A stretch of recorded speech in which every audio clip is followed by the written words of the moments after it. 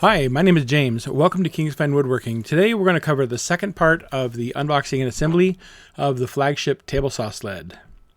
So the first thing I'm going to do is turn the sled around. This is backwards at this point, so that I can take the extra screws out of the front fence.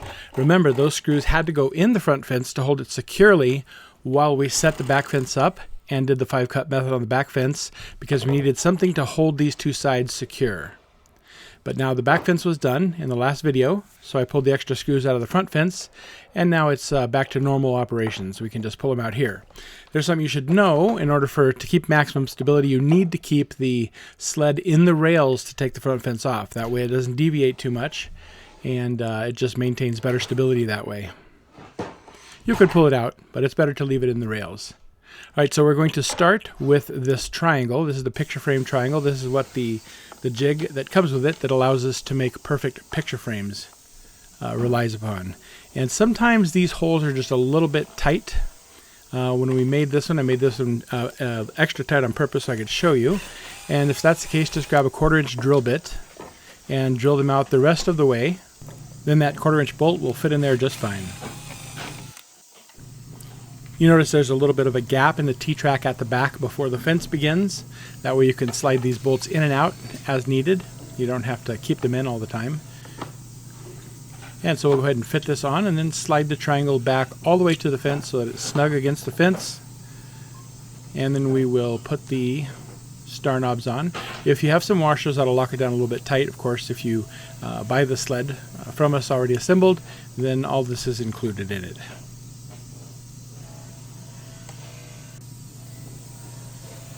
All right, and then we probably want to go ahead and take off the removable section of the back fence. That will allow us to mount our ruler. And I've got the framing square here just kind of temporarily to show what we need to do. So the ruler is going to mount here. And we used to send this with the ruler pre-mounted, but we found that everybody, the screws were getting stripped because they'd gone in and out so many times, and it's actually pretty easy to mount it. So we've modified. We do drill that out for you, but you will have to mount it yourself. And we're going to cut this corner off. I just kind of drew a rough angle there to show where it gets cut off.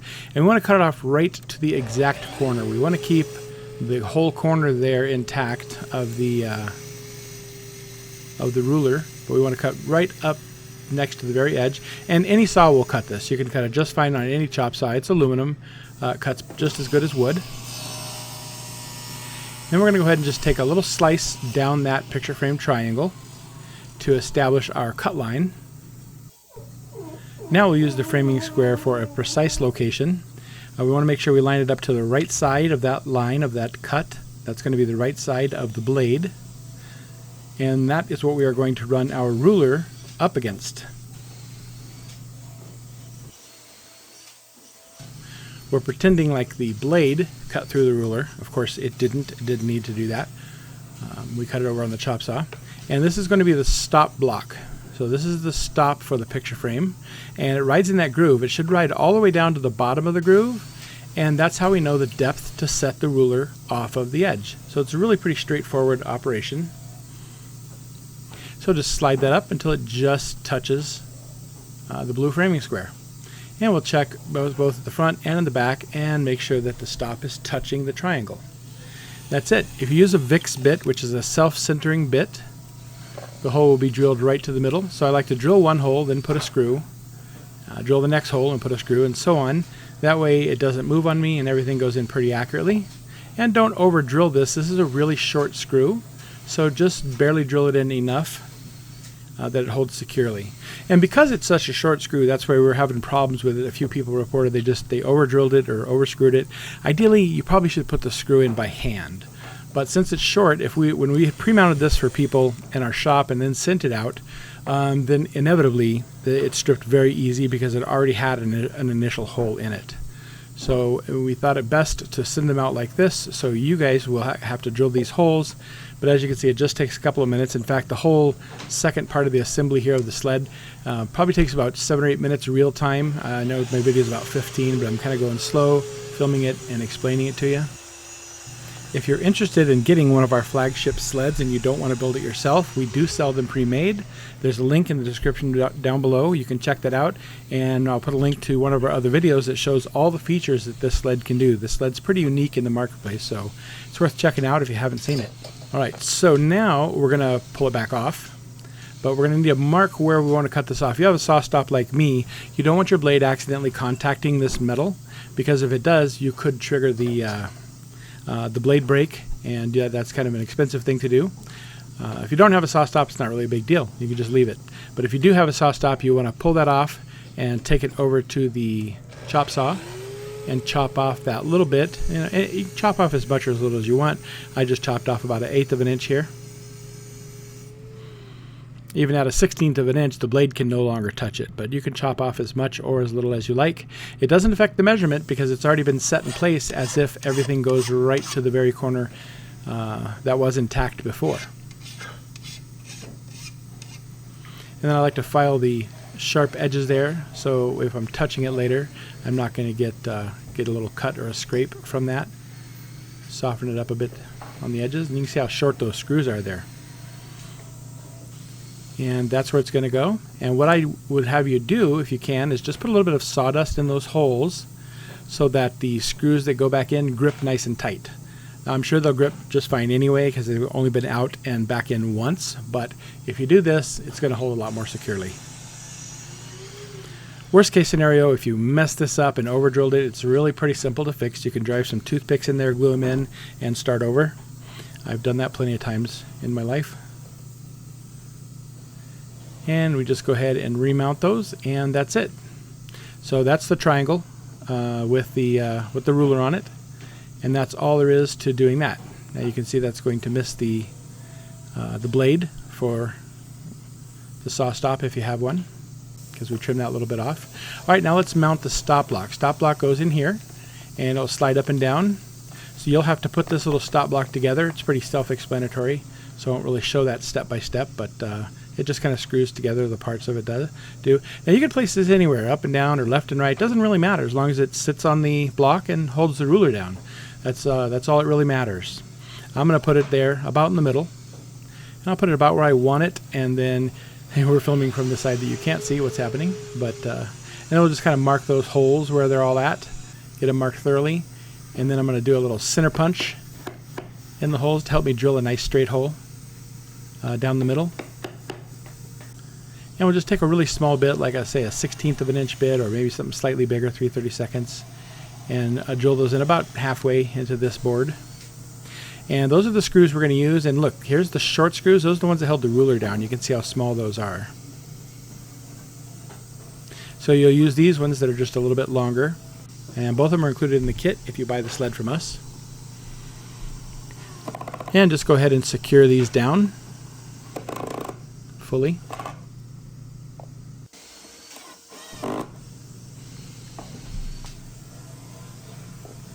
Then you want to take a moment to adjust this stop so that it clamps properly. I like to move the stop all the way out to the far end, and then we'll move that bottom nut up or down so that when we clamp it down, we get a nice tight grab on the ruler, which takes the slot from the stop block and holds it up very snugly against the ruler so it won't slide. So just take a few minutes to adjust it. It'll only take you a second to figure out exactly how these work, these toggle clamps, if you haven't seen one in the past. But that's it. Once you get that bottom one where you want it, you just take the top one and tighten it down with just a little pair of pliers or a wrench or whatever you have. Just a few turns is all it takes. You don't need to go very much at all. And that's it. It goes down and pops in place. And just make sure it can't wiggle back and forth. If it's sliding back and forth after you've clamped it down, you need to change it and make the clamp a little bit tighter. Okay, so that is it. The picture frame triangle is done. That's all there was to it. We'll move that out of the way and start with the miter mounting block.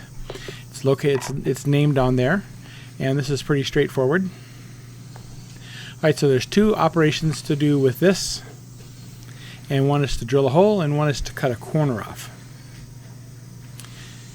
All right, so to drill the hole, I've got the measurements marked there. It's just one hole, and it doesn't even actually have to be super exact. It just has to be close. But I just take and measure that. I like to put a dot to show me how far I need to go from left to right, and a dot how far top to bottom, and then I can see it properly, and we'll make some crosshairs there, and then we'll drill it. You don't need a drill press. It doesn't have to be super precise or exactly straight up and down or anything like that. Just be careful with it, and it'll work just fine. So the drill bit doesn't wander. I like to put a little dent in it with a punch first. And I'm kind of holding the block up next to it, so from my line of sight I can see that I'm not moving the bit left or right or anything, and that way it's going pretty much up and down. And if you have brad point bits, if you use a brad point bit, it does make the hole a little bit cleaner and neater and doesn't have much tear out at the bottom. But there's that. All right, and then we show here the corner there. And we have a variety of digital angle finders that we include in these. It just depends on what you get. These things seem to be in very short supply around the world, so I get what I can get, and we send you one. And the vast majority of them, you do not have to take this corner off. It won't make any difference at all. But like 1 out of 20, you'll kind of see it just sticks down a teeny bit in the corner, and it needs it. So the one I'm using doesn't really need it, but I'm just going to cut this off to show you here. And I measured it, but you don't really even have to measure it. You could just, eyeball it and take off about that much, because it's just the very corner of the digital angle finder. But that's it. I measured it. I've cut that off. So just wanted to show you how that was done, but most people won't have to do that. And then, you just put this in place, lock it down with the star knob, and we're going to need to mount the digital angle finder itself. There are some changes here over what we originally did, and I'll talk about that as we go. We're going to run a piece of wood up against the right side of the mounting block and up against the top. And this thing basically, the digital angle finder needs to touch both of these. That way we know we're in the perfect spot for it. We're going to glue it instead of screwing it down. I found that people, when they were going to install the screws, it was shifting left or right because the screws may or may not have been dead center, or they were getting stripped, or other little issues that were happening. And if that shifts and moves out of place from right along the edge, it's no longer an accurate miter. And so we did some testing, and we found out that CA glue actually holds this down stronger than the screws. You cannot rip this off with CA glue. It completely destroys the board if you try to get it off. So I put too much glue there, so don't do that. But CA glue is by far the better option over screws. Even if you have screws, I wouldn't do it. I would do CA glue, or maybe do both if you really are that concerned about it. But there's really no load on this piece. This is just there to show you where things go. All right, so I put some paper under there so that I can glue this board to the top one, just in case any glue comes down around the edges. And same thing, we want it to go right up next to the edge of the digital angle finder there. For this one, I'll put a little drop of accelerator on the board and the glue on the ruler. And I'm holding it up tight against that stop in front of it that I've put there in place. And that keeps it flush to the edge of the digital angle finder and flush to the edge of my my miter mounting block. Now we can take the paper out. Worked good. And there it is. And that is a really rock solid connection.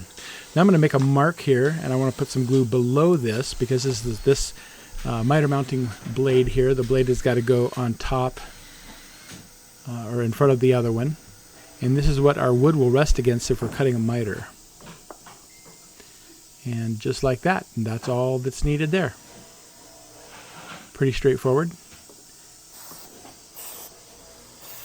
So glue is the only change over screws is what we had before, but with screws people couldn't seem to get it in, perfectly straight and perfectly square, or they were making changes, or the screws are stripping, because again we're going into 3/8 inch wood and it's such a short screw.